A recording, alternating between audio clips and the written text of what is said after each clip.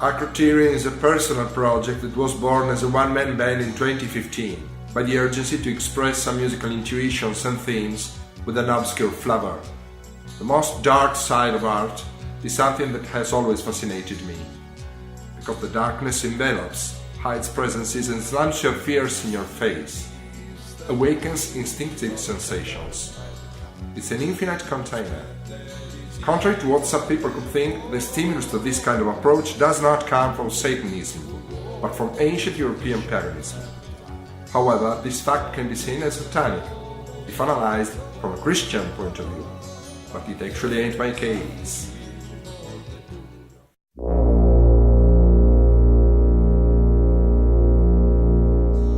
Inspiration comes from doom, from Norwegian black metal, from thrash metal to hardcore punk.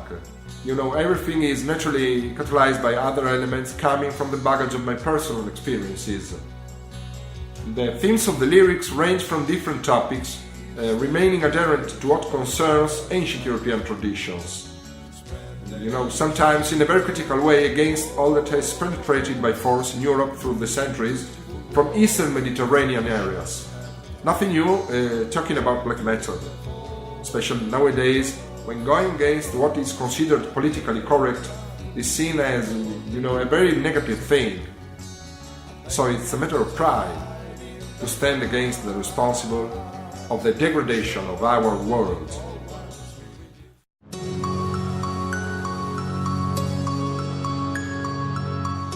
Akroterion is a Greek word that indicates an architectural element originally made of terracotta, which can take different shapes, like a dragon, palm leaf, for instance. It was used for decorative purposes on the roof of temples and buildings too. The choice of such a name indicates a particular attention to the ancient European traditions, you know, our historical cultural identity roots that justify our existence here. Nowadays, somebody would like to cut and annihilate these roots, because a tree without roots falls much more easily.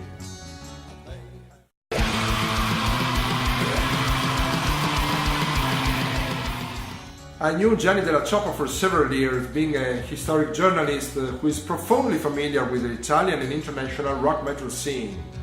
The cooperation with Andromeda Relics dates back a few years ago and has since been consolidated with various shared works and productions, you know. I don't exactly know what impressed him about the first demo of Akroterion, but probably his experience suggested him some potential in it. So the first album, Commander Wild Spirit, was released in 2016. Any deal with Gianni, there has always been a given word. Like, let's do this, done. Let's do that, done. Things like that. So it's a matter of fact that keeping the word is a good clue of reliability that surely doesn't go unnoticed.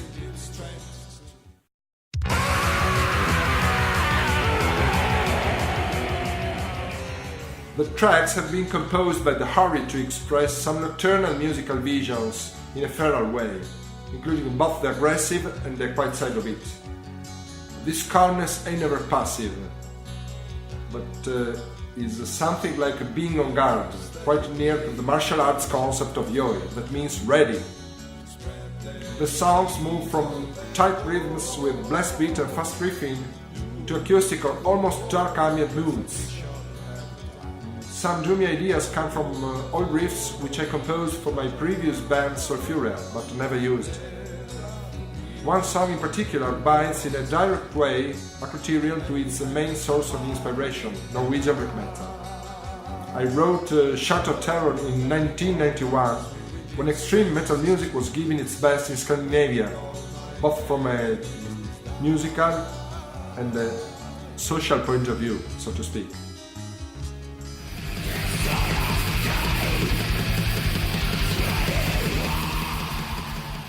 As soon as the recordings of Commander had been completed, around the fall of 2015, I had yet enough material ready for a second album. At the time I was looking for a more professional approach, a more professional sound, so I involved other musicians and turned the one-man band into a trio with the support of two old friends of mine. that is, Chris, historical drummer of several important metal bands in northern Italy, and Andrea on bass, later replaced by Ivan.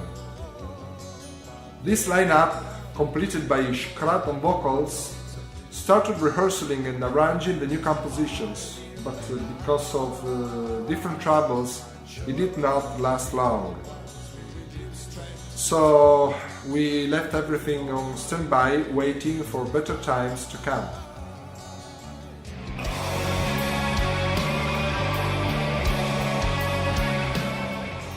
I like the new tracks, really. It would have been a pity not to record them professionally.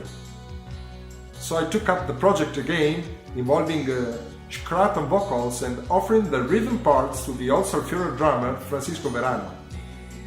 Guess what? Both were in, and we began to record the songs, saving the old keyboard and bass parts I recorded yet in 2015. Ivan recorded the bass in a couple of tracks, one of which ended up in the tracklist of the new album. Then I recorded again all the guitars and the clean vocals, and Decay of Civilization was released on the fall equinox of 2018, again by Andromeda Relics. This is a work that, while maintaining a craft spirit in the production, compared to the previous one, is more mature, more compact, more black.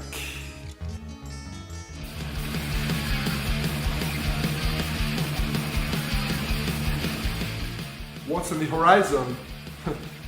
Death, destruction, despair, the decay of a whole civilization. That's the fucking horizon. Well, jokes apart, there are actually some things in the pipeline, you know, new riffs and stuff that can be used for other compositions, but without haste. Things must happen when times are right. We have been offered a live performance, although it is a difficult thing to organize for us. There is another important project standing, a collaboration with Massimo De Vito, concerning a particular piece of Decay of Civilization that we would like to rearrange and record it again in a more professional way, maybe using things like a real string section. We are thinking about a video of that song, talking about ideas and production. There is something boiling in the pot, so to speak. Let's see what happens. Otherwise, we will be satisfied with what we have done so passionately.